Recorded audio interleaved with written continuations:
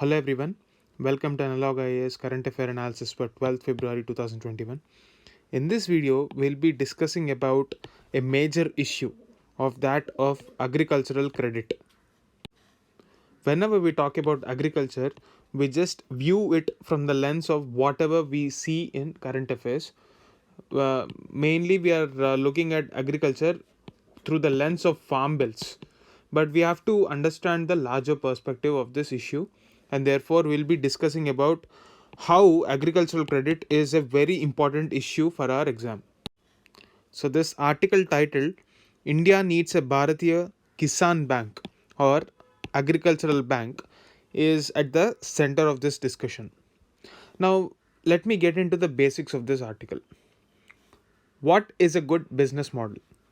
Ideally, the input cost should be less than the output revenue it will generate, right? So this is the basic model. So whenever we were talking about the input cost, land, labor, and the next most important thing is capital. And apart from that, this capital is used for procuring further inputs, like say for example seeds, fertilizers, etc. So whenever we're talking about agriculture, providing credit to agriculturalists is a very important issue which we often ignore.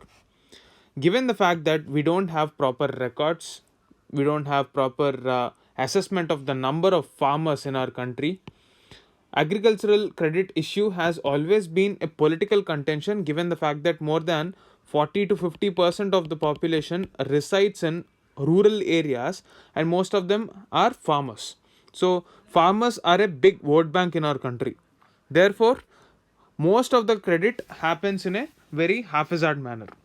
Now, if you take a look at the agricultural census that came out in 2016, let us try to decipher certain facts and what it implies.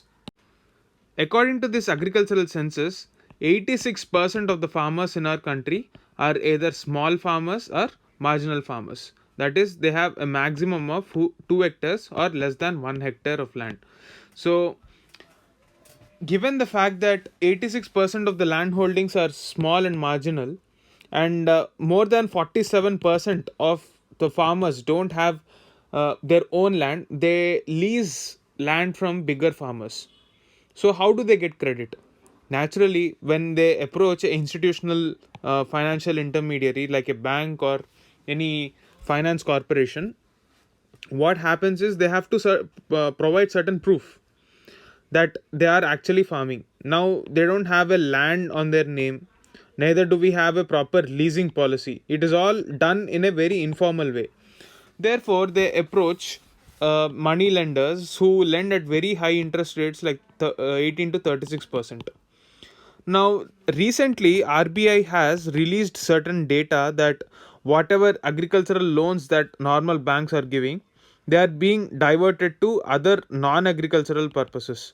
Say, for example, big farmers who have land on their name take loans. Now, there is a scheme called Interest Subvention Scheme that started in 2006. These big farmers take loans through this interest subvention scheme, where normally the agricultural credit is 7%, and the scheme says that there will be an interest subvention, that is a exemption from paying interest to the extent of 3%. So 4% interest rate is the interest charged on this. Now if you take a look at most of the fixed deposits, they offer a long term fixed deposit previously in the range of 7 to 8%, and now it is around 5 to 6%, which is definitely more than the 4%. So what this big farmers do is they take loans from banks and they deposit that money in fixed deposits and earn an interest. Or even bigger farmers who have clout in local areas lend this money at a higher rate of as much as 18 to 36%. So in this whole process, it is the small and marginal farmer that is actually suffering. So naturally, they will be inclined towards populist schemes like farm loan waivers, which state governments time and again use, which again is unsustainable. So this whole game should change, and the bank should actually lend more directly to this farmers. So, but why isn't this happening? While the first reason is that land reforms are not really in place, but that alone can't be the reason as to why agricultural credit is not functioning properly. We have to blame our policies as well. The most important policy that we have to talk about is priority sector lending. In early 2000s, there was a scheme called the lead bank scheme. So, for example, let us take SBI. SBI has certain operational efficiency in a district. But if we go to the local villages and towns, the banking presence is not there back in that time, and we didn't have internet and the digital connectivity that we have today. So the Reserve Bank of our country has come up with this scheme called the lead bank scheme, where a bank will take up the initiative to coordinate with the banks like rural cooperative banks at local level and ensure that the credit is given to them. And to ensure that this credit is directly given to the farmers, there is something called priority sector lending.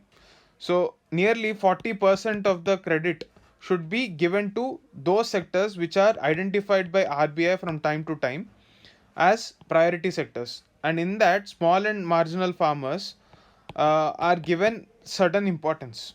But the problem is, most of the banks fail to identify those beneficiaries and give the right kind of loans. Now, RBI has also mandated that if a particular bank is failing to hit the PSL target, it will have to deposit that money in what is called as the Rural Infrastructure Development Fund. And this Rural Infrastructure Development Fund will give certain interest back to the bank. And the mandate of this RIDF is to invest in rural development. The bank that is in charge of handling this fund is NABARD. So all this is fine, but there is a problem. Most of the times, these banks did not achieve the PSL targets. They were not in a position to identify the beneficiaries, so they've deposited that money in RIDF. And NABARD, instead of directly giving money to the farmers, what it does is it redirects this finances to state governments, where there are allegations that these state governments have diverted for non-farmer causes or non-agricultural causes also. So this is the biggest problem here. If you take a look at the recently released RBI statistics, there are certain states like AP, Kerala, Tamil Nadu, Telangana. What they've done is, most of the loans which have exceeded even 200% uh, of the loans total given, they are diverted according to RBI to non-farm sectors. That is the reason why agricultural credit growth is not in proportion with agricultural GDP growth. So this whole thing shows the failure of the banking system to come up with certain solutions. Now, why is the bank not in a position to identify the beneficiaries? Why it is not able to give out loans? This is the question we'll have. The first important issue that we have to address here is credit assessment ability of a bank. Now, we have time and again noticed that most of the banks don't have the capability to assess the credit mechanism of the bank, and there is always an overlap of duty between credit assessment and credit dispersal. There is a conflict of interest. So, often most of the banks fail to assess the agricultural sources properly and give proper credit. Is this restricted to just agricultural sources? No. If you take a look at the non-performing assets, say for example, Kingfisher. Kingfisher is a very famous case of Vijay Mallya, wherein non-performing assets have been in news for a very long time now. If you take a look at the banks that have NPAs with Kingfisher, almost all the banks have. Why do we have SBI, HDFC, ICICI, all the banks getting exposed to the same corporate? Why not choose any other corporate? Is it because we don't have people seeking out loans? That is not the case, definitely. So, why is the issue? The major reason behind that is credit assessment is a very technical subject.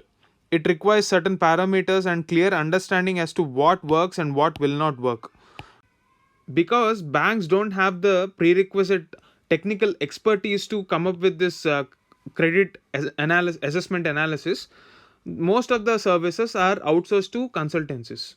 Now these consultancies follow similar methodology, and the banks, instead of coordinating between various stakeholders in the entire game, give loans to the same corporate company again and again. And if this particular company fails, it exposes the entire banking system to failure. So this is the major reason. We have to come up with certain skill sets which have better understanding of this credit assessment in the longer run. We have to have sector specific risk analysis in banking system today. That is the need of the hour with the advent of big tech or big data technology. The next thing is the corruption. Most of the banking system which is in the public sector is plagued by the nexus between banking officials and local politicians. So this has been another reason, and certain other reasons also include populist measures like that of farm loan waivers by various state government during elections. But the most important thing is lack of land reforms, because it is the land that is the basis for giving credit to most of the farmers. So these issues should be addressed so that we have a formidable mechanism to handle this problem of lack of agricultural credit. And the solution that this article proposes is coming up with a Bharatiya Kisan Bank, or exclusively a bank that deals with these parameters to give credit to farmers directly across the country, with standardized mechanisms that will help in spreading out the insurance sector as well. That is the gist of this article.